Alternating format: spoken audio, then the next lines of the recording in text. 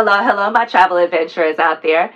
So, you recently received a new organ. Congratulations. I love this for us. So, now that you've been cleared from your doctors to go ahead and start traveling, it's time for you to live life fully. And of course, you know I'm right there with you, and I am here to give you 10 things that you need to remember to pack on all of your upcoming trips. Let's get into it.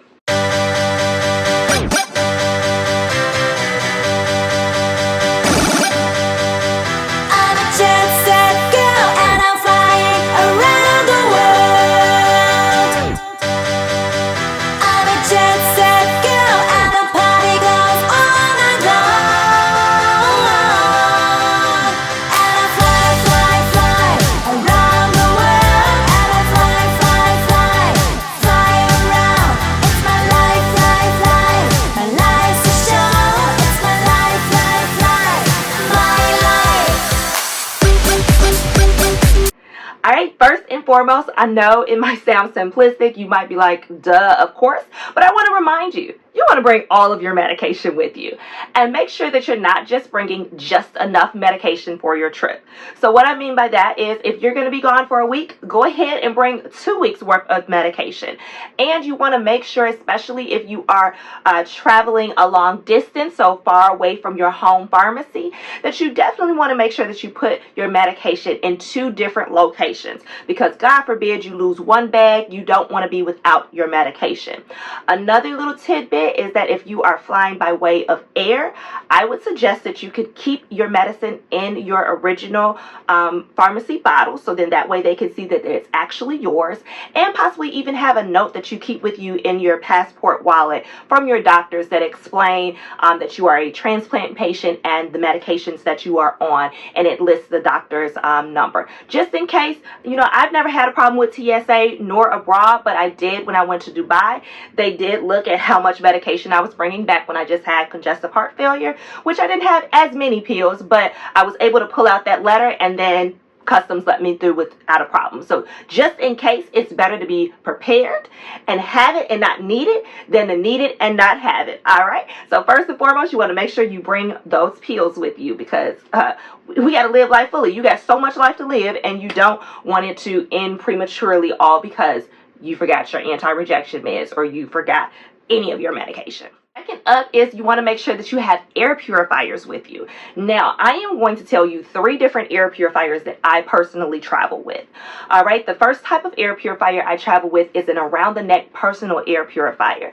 I got mine off of Amazon for like $29 or $39, one of those. And basically what it does is it looks like a necklace, and you press the button and it releases negative ions. So just like if you were around a waterfall, and those negative ions, they help purify the air, and it's supposed to purify the air within a 3-foot radius of you. So that's one air purifier that I bring with me. The second one is a tabletop air purifier that is cylinder and just a little bit bigger than a pop can or a soda can, and I sit it on the table, and I actually direct the blowing air towards me when I am in a restaurant eating, because of course when you're in a restaurant eating, you do not have a mask on, but you want to make sure that you're protected. So I'm protected by way of what's around my neck, as well as what I have blowing directly off the dinner table or breakfast table, brunch table, what have you, the table that I'm eating at. All right, and then last but not least, the third type of air purifier that I travel with is a large room air purifier. That way, when I walk into my hotel room, one of the very first things that I can do is plug that air purifier in and get that air starting to get purified. Because remember, we're all about risk management and reducing the amount of contact that we have with germs. And yeah, we're going to have to do our due diligence, because germs try to be like Jesus. They try to be here, there, and everywhere. But we want Jesus all of the places, but we don't want germs all of the places. Third up that you want to bring with you, some type of disinfectant sprays. Now, I travel with the microban sprays. If you don't know about the microban sprays, they supposedly disinfect not just at that moment, but also for 24 hours thereafter. So when I walk into that hotel room, I plug in my air purifier, but I also pull out my microban disinfectant spray, and I start spraying all of the air.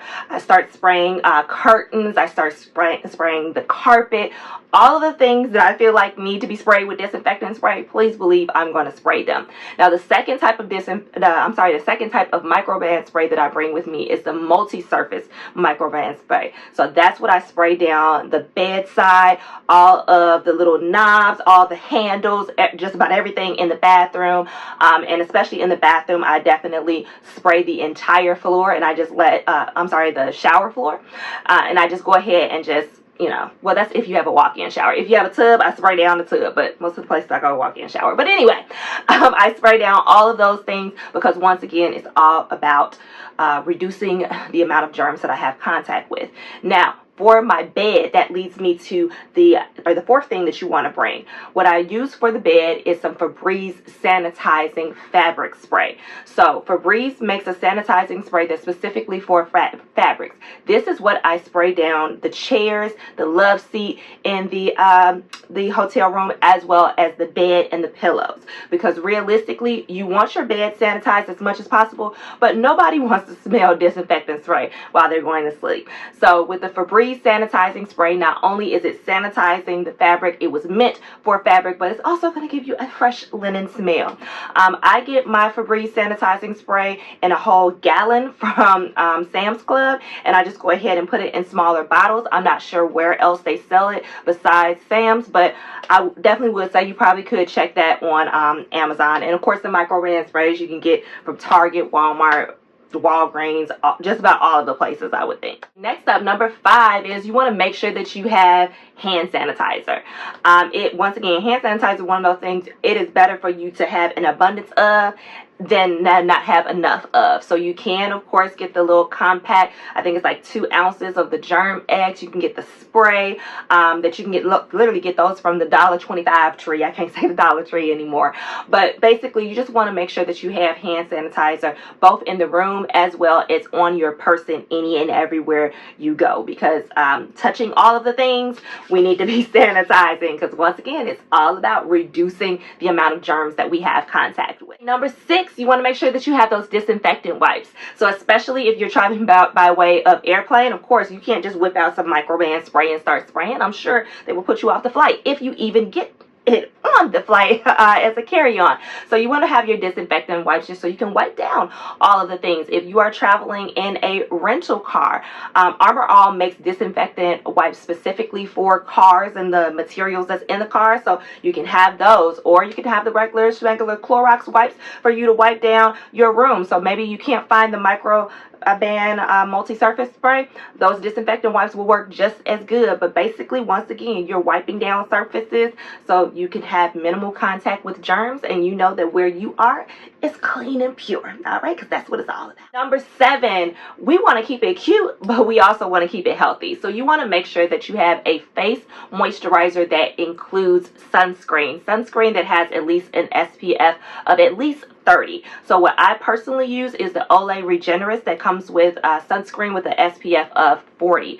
So because of our anti-rejection meds, it places us at a higher risk for skin cancer. So what that means is we can have fun in the sun, but you're definitely, most certainly going to have to put on some sunscreen. So because we definitely believe in keeping our skin nice and moisturized, you want to get a face moisturizer that has sunscreen included in it. So going right along with number 7, which is the moisturizer with sunscreen, you want to make sure for number 8 that you have sunscreen for the rest of your body. So what I personally do is, if I know that I'm literally about to be a little bit of a beach bum, I'm going someplace tropical, or I'm going someplace where I just know the sun is going to be beaming, I go ahead and go for the Neutrogena Beach Defense, and I lather it all over. All right, now if I know that I'm just going to be popping out here and there, but not so much just baking in the sun, so to speak, then I'm going to go ahead and get the Copper Tone Sport Spray On Sunscreen. And the reason why I'm going to go with the Sport is because that way, if I sweat, if I happen to get wet, I am still 100% protected. And both these things come in smaller sizes that I can just throw in a backpack or a little knapsack, and I have it just in case I need it, just in case I feel as though I want to reapply. Once again, it's better to have and not need than not have and need. All right. Number 9, once again, might seem simplistic, but I would be remiss if I missed it. You need to have you some masks. have more than enough masks. Now remember, the cloth masks, yes, they're cute and all that jazz, but unless you're using the cloth masks that come with a filter inside of it, those cloth masks are not as effective as preventing germs and bacteria and viruses and all that jazz from, having interactions with you. So by all means, please consider going ahead, and I know no one likes to wear the surgical mask, but hey, they do get different colors, or you can go for the N95 or the KN95s. Majority of the time, that's what you'll see me in, those KN95 masks. But nonetheless, you basically want to make sure that you're doing your due diligence to protect yourself while you're out and about, especially in crowds. Last but certainly not least, number 10 is something that hopefully even before the transplant you were remembering to bring, but now that you are a post-transplant patient, you definitely want to make sure that you have, because I'm going to give you a hint. Nobody has time for West Nile virus, okay? Nobody has time for getting bit, and next thing you know, the vacation is ruined because you got some random infection that came from literally a little insect biting you. So you want to make sure that you have some insect repellent. I generally double up, and I double up by having the Centrella little bands that go on your wrist. So of course, Centrella naturally repels certain insects, especially mosquitoes. But I also have the deep woods off, because even though I'm not going in the deep woods, I want all of the protection that I can get. So I spray myself down with it, and I even spray, if I'm with someone, I even spray the person that I'm with down, because you know what? You rocking with me, you in my vicinity. I don't even want the insects coming in our personal bubble, okay? So these are 10 things that you want to make sure that you pack with you as being a post-transplant patient, living life fully and traveling, seeing all of the places. So once again, you want to make sure that you have your pills. You want to make sure that you have air purifiers. You want to make sure that you have your disinfectant sprays or your microban sprays. You want to make sure that you have your fabric sanitizer sprays. You want to make sure you have hand sanitizer, that you have disinfectant wipes, that you have a moisturizer with sunscreen, that you have body sunscreen, that you have your mask, and you have some insect repellent. So I hope this was helpful to you. Once again, congratulations, and yeah, let's get out there and live life fully, because truly adventures await us. All right, love you guys.